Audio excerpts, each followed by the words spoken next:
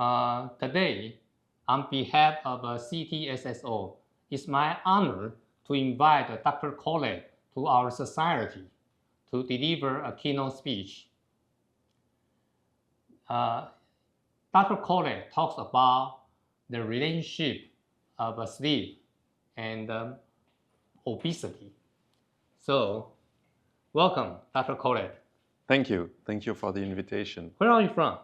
I'm from Switzerland, and I came all the way from Switzerland here to Taiwan for the very first time.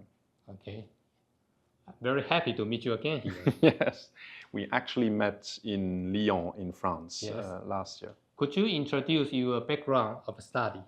Yes, so I'm a physician and I look after patients with obesity, but also malnutrition.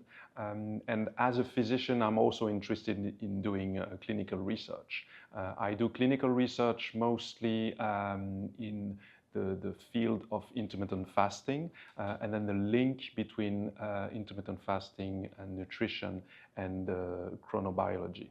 So in other terms, we all have circadian clocks, so little clocks in our brain, in our organs, that will control the physiology in our system.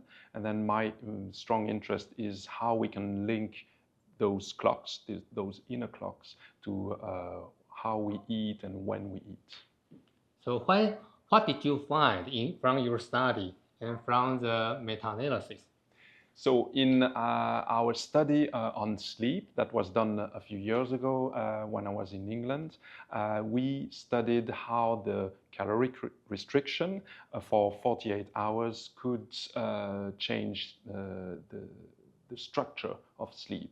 And then we actually saw that whenever they had caloric restriction for 48 hours, they increased the deepest sleep stage by about 20 minutes. And then when they went back to ad libitum eating, so eating freely, then this increase of the deepest sleep stage got back to normal.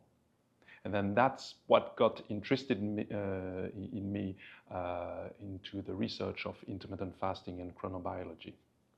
So that is the finding from calorie restriction on sleep structure. Yes. And how about the very hot topic, time-restricted feeding or time-restricted eating on sleep and obesity? Yes, so from sleep studies, I then moved towards intermittent fasting and chronobiology. And then, like you said, it's a very hot topic. In the past decade or maybe past 15 years now, there have been a lot of research groups worldwide who are interested in the effect of chrononutrition. So that is not only what we eat, but also when we eat it. And then we know from animal studies, especially mouse and rat studies, that even if you eat the same amount of calories, the time when the animals will eat will have an effect on their weight and then the metabolic conditions. And then based on those animal studies, we then decided together with other researchers around the world to study this among humans. And then in human beings, we also see that with time-restricted eating, they also can reduce their weight, and sometimes they can also improve their cardiovascular risk factors such as the blood pressure or sometimes glucose metabolism. Therefore, time-restricted feeding and calorie restriction both benefit the quality of sleep and the metabolism. Yes, so caloric restriction tends to have an effect on sleep, but going back to intermittent fasting, time-restricted eating, as far as I know, there are no studies linking exactly this to sleep, but that's definitely something to be studied. So, can you make a very short conclusion? How the sleep affect your health and correlated with some diseases? Mm-hmm. So, if people get not enough sleep, so sleep insufficiency, they tend to have more cardiovascular diseases, cardiometabolic risk factors, they tend to gain more weight, and then we don't have very long studies to study that, but maybe that it also affects their life expectancy and the incidence of cancer, but that's still to be studied.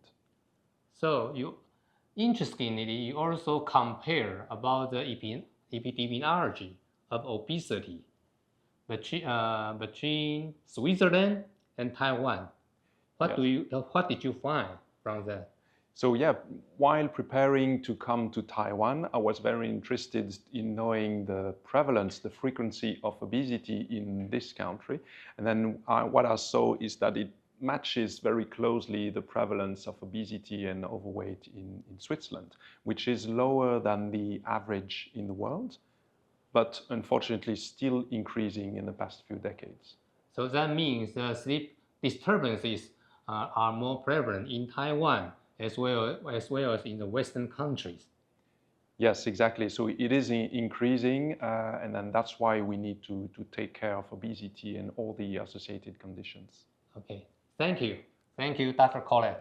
Thank you very much. Thank you for the invitation. Thank you.